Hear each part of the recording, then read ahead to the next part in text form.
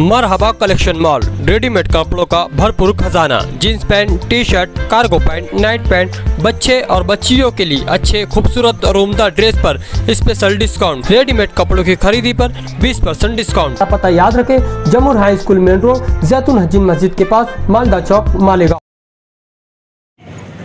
इस जलसे के सदर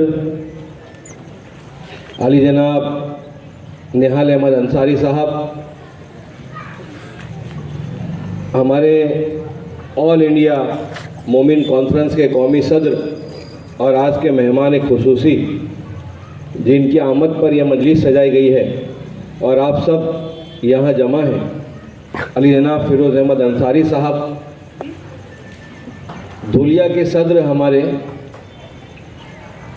बहुत ही नायाब शख्सियत के मालिक, जिनके ज़रिए आप तक रसाई हुई और उन्होंने रहबरी करके आप लोगों के मिजाज को हमारी तरफ और हमारे फ़िक्र को आपकी तरफ जो मुतवज्जा करने का काम किया है, वो शकील शाहीन साहब, मुंबई से आए हुए ऑल इंडिया मोमिन कॉन्फ्रेंस के ज़िम्मेदार हजरात, मालेगांव की मौजूद शख्सियात, इलाके के आप मौजूद हजरात, अस्सलाम वालेकुम रहमतुल्लाह व बरकातुहू। शुरू करता हूँ उस पाक ज़ात के नाम से जिसने पूरी कायनात को बनाया और जिनके सदक़े में बनाया, उनके पाक नाम से मैं अपनी बात को शुरू करता हूँ। आज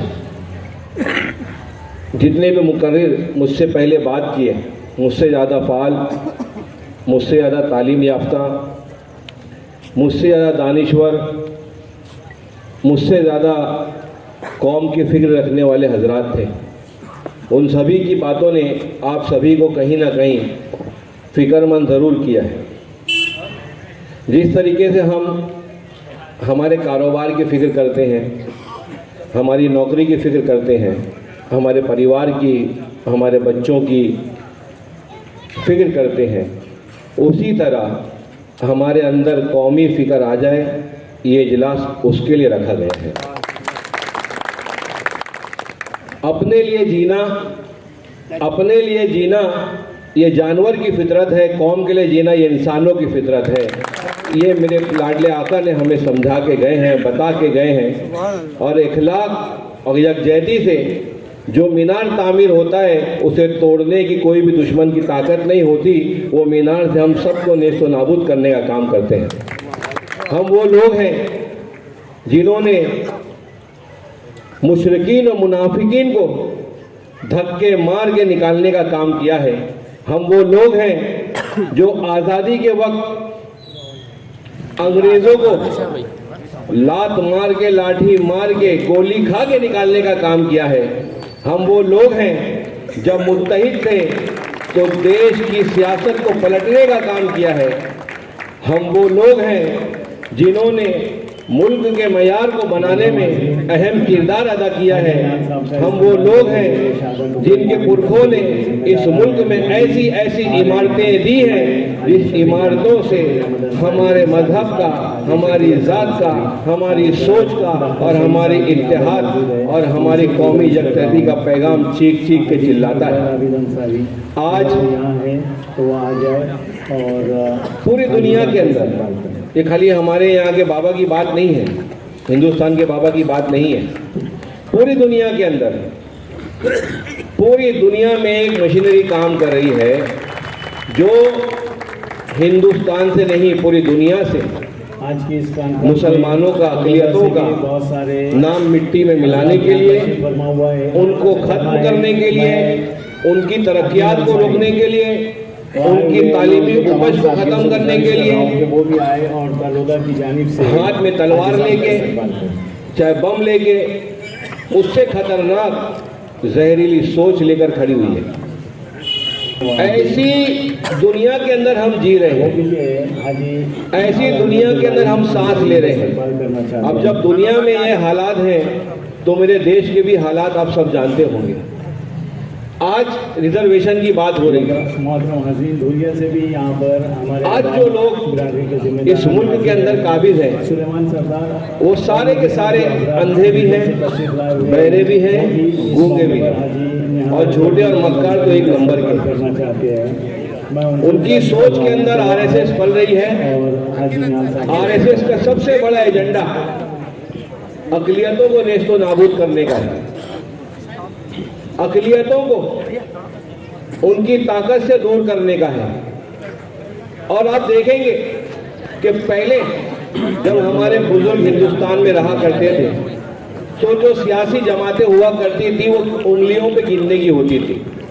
आज पूरे हिंदुस्तान में इतनी सियासती ताकतें हैं कि जिनको हमें किताबों में लिखना पड़ता है। और ये सारी सियासी जमातों का हम आलाकार हैं, हम इनके प्यादे हैं। लोग हमको इस्तेमाल करते हैं। जहाँ हमारी ज़रूरत पड़ी हमको उठाया और मुन्ना भाई को उठा के आगे रख दिया। जहाँ हमारी ज़रूरत पड़ी आओ अकरम साहब आगे बढ़ा रख दिया। हम सब इसमें खुश हैं कि हमारे इलाके का एमपी और एमएलए कंधे पे हाथ रख के फोटो उतार लिया। हम बड़े खुश हो गए। हमने कभी ये चीज़ की फिक्र नहीं की कि मैं भी एमएलए बन सकता हूँ, मैं भी म्युनिसिपल काउंसलर बन सकता हूँ, मैं भी एमपी बन सकता हूँ, या ये रुतबे के ऊपर मेरे समाज के नुमाइंदे को खड़ा कर सकता हूँ। हम ये सोचे नहीं। आज जब हमारे अंदर इत्तेहाद नहीं है, पूरी दुनिया के अंदर हमें बांटने की कोशिश की जा रही है, हमें ख़त्म करने की कोशिश की जा रही है। ऐसे में सबसे अहम बात यह है, एक ऐसी बिरादरी, बुनकर बिरादरी, जो आज़ादी की जंग के अंदर काफी हद तक साना बशाना कपड़े लड़कर अपने माल और जायदाद को खत्म करके मुल्क के अंदर कुर्बान होकर, शहीद होकर, फांसी लेकर हमारे उलमाए कराम ने ये देश को सींचने का काम किया और सोने की चिड़िया बनाने का काम किया वापस से। आज इख्तिलाफात की बुनियाद पर हम सब बिखर गए हैं। आज मुसलमानों में इख्तिलाफात नहीं, इतने इख्तिलाफात पैदा हो गए हैं कि हम हमारी बातों को मनवाने के लिए हर मुंडी उठाकर किसी को ढूंढते फिरते हैं। आज ऑल इंडिया मोमिन कॉन्फ्रेंस एक वो ताकत है जो 1818 से इस मुल्क के अंदर जिससे हम रिलीफ का एक ताकत बनकर देश को आजाद कराने का काम करी है और हिंदुस्तान देश को ताकत देने का काम करी है। गरीबों की आज हमारे जो कौमी सदर हैं एडवोकेट फिरोज अहमद अंसारी साहब, लोग अप्रोच करते हैं, वो पूरे देश के अंदर दौरा कर रहे हैं। सभी हमारी पूरी आग अगर लगी यही घर में तो इंसान पहले अपने घर को बचाएगा कि दूसरे को बचाने के लिए जाएगा। टीम को मजबूत करेंगे। आज पूरे देश में ना इत्तेफाकी की आग लगी है, इसलिए इत्तेफाक सबसे पहले पैदा करना है तो हमारी सफों में पैदा करना है। मान हो जाती है, हार हो जाती है मान लेने के बाद, हार हो जाती है मान लेने के बाद, जीत हो जाती है ठान लेने के बाद। आज हमारे फिरोज अहमद अंसारी साहब ने इस बात को ठान लिया है। आपके शाना बशाना चलने के लिए देश के कोने कोने से लाखों अंसारी मोमिन बिरादरी के लोग कांधे से कांधा मिला के हर तरीके से खड़े हो रहे हैं। आज जरूरत है महाराष्ट्र के अंदर, शाहबाद के अंदर, मालेगांव के अंदर, धुलिया के अंदर, पूरे महाराष्ट्र में हम सब मिलके हमारी बिरादरी को इकट्ठा करें ताकि हमारी बिरादरी का कोई ऐसा नुमाइंदा पैदा हो जो वक्त की सरकार से आंख में आंख मिलाकर हमारे मसाइल पे गुफ्तगू कर सके। फिर वो चाहे सियासी मसाइल हो, चाहे समाजी हो, चाहे तालीमी हो, चाहे मजहबी हो।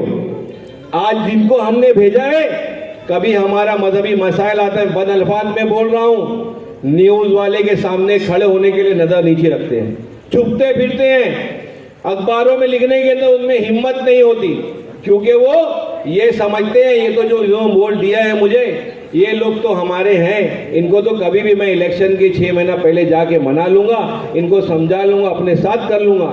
मगर दूसरे वो लोग जो सेकुलरिज्म के नाम पे मुझे तायद करते हैं इस्लामीकरण करने से और हक की बात करने से, वो मेरे मुखालिफ हो जाएंगे। ऐसे नेताओं को छोड़िए और खुद के नेता बने और खुद के नेताओं को जिंदा करने का काम हम सबको मुत्तहिद होकर करना है।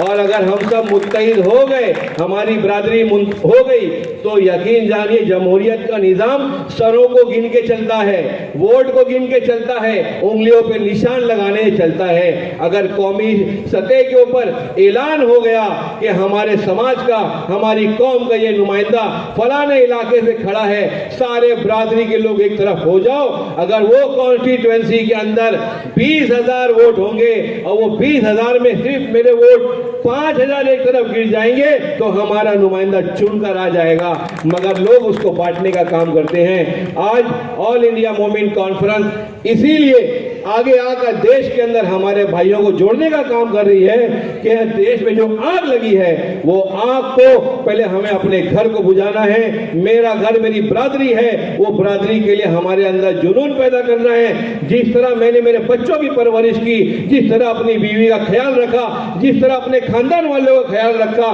तो ये बरादरी का ख्याल रखना मेरी जिम्मेदारी बनती है। अगर अल्लाह ने मुझे जबान की ताकत दी है तो मुझे बरादरी के लिए जबान चलाना है। अगर मेरे पाँव में ताकत दी है तो बरादरी की कौम और खिदमत, मिल्लत की खिदमत के लिए मुझे कदम बढ़ाना है। और अल्लाह ने अगर मुझे जेब में ताकत दी है तो बरादरी के लिए, कौम और मिल्लत के लिए खर्च करना है और रास्ते पे उतर के बरादरी को ताकत देने का काम करना है।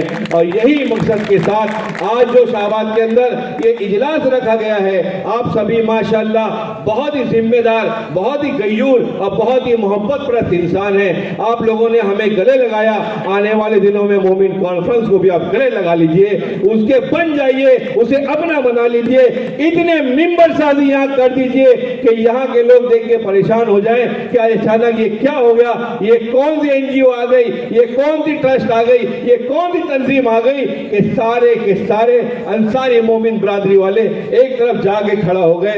तो वक्त का जो भी सरबराह होगा उस आपके सामने नजर नीची करके बात करेगा, क्योंकि आप बटे हुए नहीं हो, आप मुत्तहिद होकर एक तरफ खड़े हुए हो। मेरे भाइयों और दोस्तों, मैंने माना मेरी आवाज नहीं जाएगी, मैंने माना कि मेरी आवाज नहीं जाएगी, दरो दीवार से टकरा के पलट आएगी।